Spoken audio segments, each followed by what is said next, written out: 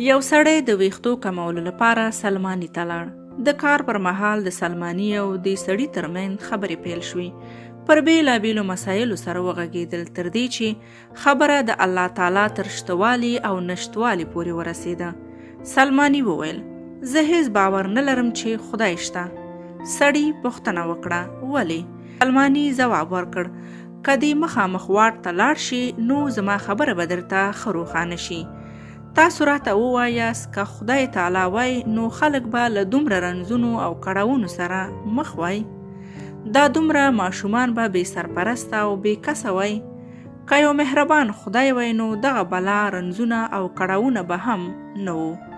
سړي د یو څو شیبو لپاره فکر وکړ خو ځواب یې ورنه کړ ځکه نه یې غوښتل چې ورسره ناندرۍ ووهي.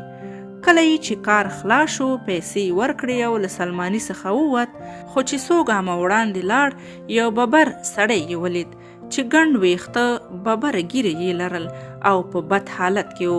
سملاسي سلماني ته راستون شو او سلماني ته یې وویل پوهیږې زما په آن دلته له سره یو سلماني هم نشته.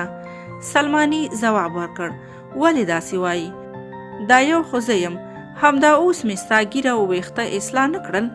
مشتري د اعتراض په بڼه وویل نه نشته، ځکه که سلماني وای نو د دې سړي به دا حال نه و. سلماني وویل نه داسې نه ده، سلماني شته، زما په شان په هر ځای کې شته، خو ستونزه دا ده چې خلک ورته نه وځي او د خپل ویښتو د اصلاح کولو لپاره ورته مراجعه نه کوي. دوی باید په خپله سلماني پیدا کړي او ورته مراجعه وکړي تر څو چې ویښته یې اصلاح شي.